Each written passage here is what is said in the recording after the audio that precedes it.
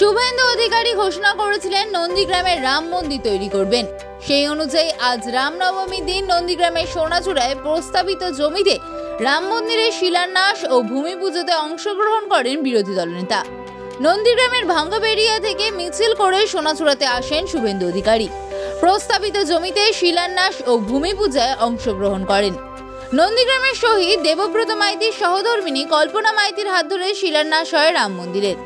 এরপর সভামঞ্চ থেকে হুঁশিয়ারি দিয়ে শুভেন্দু বলেন কিভাবে জেহাদিদের উল্টো ঝুলিয়ে সোজা করতে হয় শাসক পরিবর্তনের পর দেখাবেন। তিনি বলেন ঠিক অযোধ্যার আদলে এখানে রাম মন্দির স্থাপিত হবে।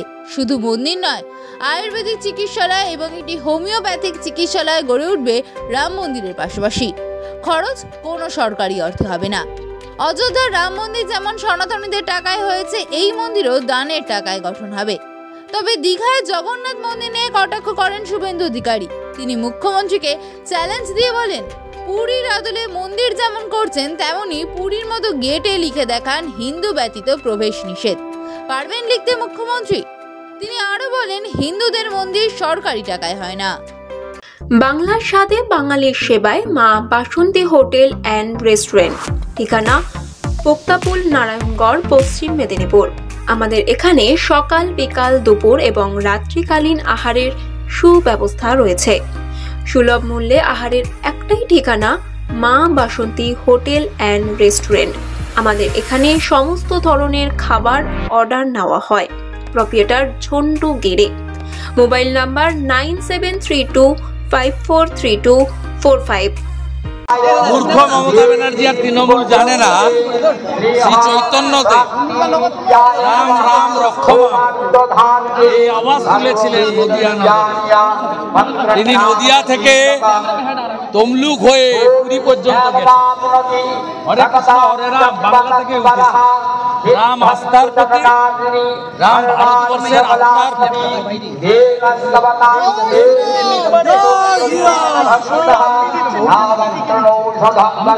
আমি জায়গা সংগ্রহ করেছি, বাকিটা লাগবে না, এমনিতেই উঠে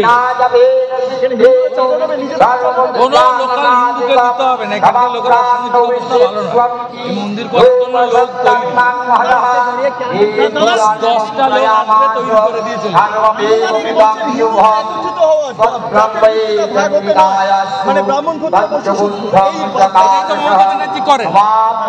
আমাদের কাজ সেন্সাস হবে কেন? আপনি অন্যদের কাজ সেন্সাস করেন না কেন? ওদের মতো তো সিয়াসুন্নি আছে। আপনি বলেন কেন হিন্দি ভাষী বিজেপি? ওদের মধ্যেও তো উর্দুতে বলে, বাংলায় বলে। যে উর্দু মুসলমান গুজরাট বাংলা চালাবে। 21টা রাজ্যে বিজেপি আছে, দিল্লি পেয়েছে, এখানেও নেব। সব হিন্দু একজোট হয়ে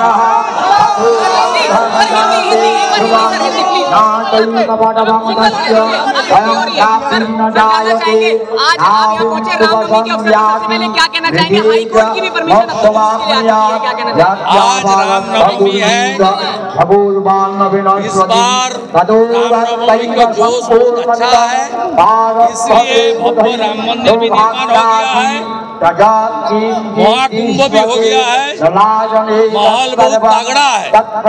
योगी जी का बांटना मत स्लोगन चल रहा है, मोदी जी का एक रहेगा तो सेफ रहेगा स्लोगन चल रहा है। और बंगाल में तुष्टीकरण का राजनीति से लेकर सरस्वती पूजा से लेकर जिस तरीके से राम भक्त के ऊपर, हिंदू के ऊपर अत्याचार कर रहा है, इसका खिलाफ इस बार हिंदू अपना ताकत दिखाने के लिए रामनवमी का त्योहार में घर से निकाल के सड़क में आया।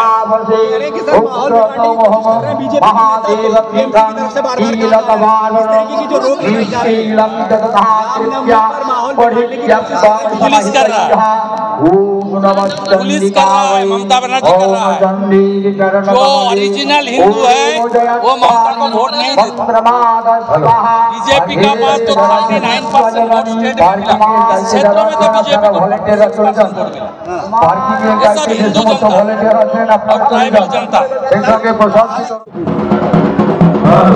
গোটা বিশ্বের সনাতনী হিন্দুরা দেখেছে যে 550 বছরের সেই রামলালার যে বাড়ি, সেই অযোধ্যা ধাম, সুপ্রিম কোর্ট সেই রামলালার গৃহকে ফিরিয়ে দিয়েছিল। যোগীজি এবং মোদিজি সেই রাম মন্দির উদ্বোধন হয়েছিল। 500 বছরের ঐতিহাসিক আমরা ভারতবর্ষের সনাতনী হিন্দুরা পেয়েছি। পশ্চিমবঙ্গে যে পরিস্থিতি চলছে, পশ্চিমবঙ্গকে পশ্চিম বাংলাদেশ বানাবার যে চক্রান্ত প্রয়াস চলছে, আপনারা গোটা পশ্চিমবঙ্গের সনাতনী হিন্দুরা দেখেছে যে কোনো এক সম্প্রদায়ের ঈদের দিনে রেড রোডে পশ্চিমবঙ্গের মাননীয়া কিভাবে উস্কানি দিয়েছেন। শুধু তাই নয়, বাংলাদেশে যেভাবে সনাতনী হিন্দু নিধন হয়েছে, পশ্চিমবঙ্গেও আমরা সনাতনী হিন্দুরা আমাদের ধর্মকর্ম কি আমরা ঠিকভাবে করতে পারবো না?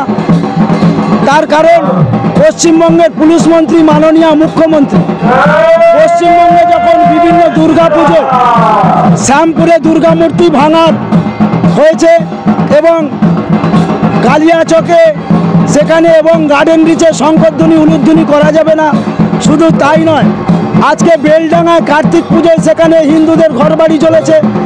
এই কয়েকদিন আগে মালদাহে মেথাবাড়িতে যেভাবে হিন্দু সনাতনীদের উপরে অত্যাচার হয়েছে, আজকের পুলিশ প্রশাসন নীরব দর্শক।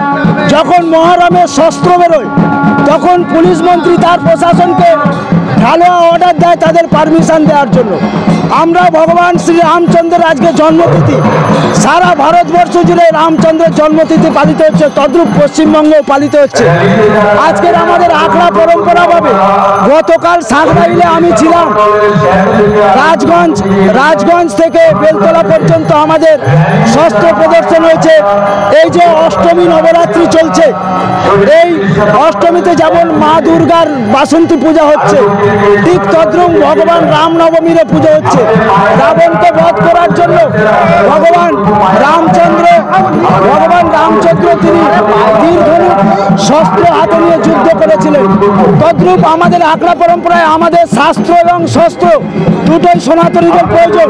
আজকের যে এই নন্দীগ্রামে যে ঐতিহাসিক রাম মন্দিরের ভিত্তি স্থাপন হচ্ছে, এইটা আমাদের সনাতনী হিন্দুদের কাছে একটা ঐতিহাসিক দিন। এই আজকে রাম মন্দির আমাদের এই উদ্বোধন করবেন সনাতনীদের সেবক, পশ্চিমবঙ্গের বিরোধী দলনেতা মাননীয় শ্রী শুভেন্দু অধিকারী মহোদয়। আমরা পশ্চিমবঙ্গের বিভিন্ন আশ্রম থেকে আমরা সাধু সন্ন্যাসীরা এসেছি। আমি যোগী লাল বাবা, স্বামী শিবাজী নন্দগিরি মহারাজ, ত্রিনয়নী ত্রিশক্তি যোগমায় আশ্রম, উলুবেড়িয়া, হাওড়া।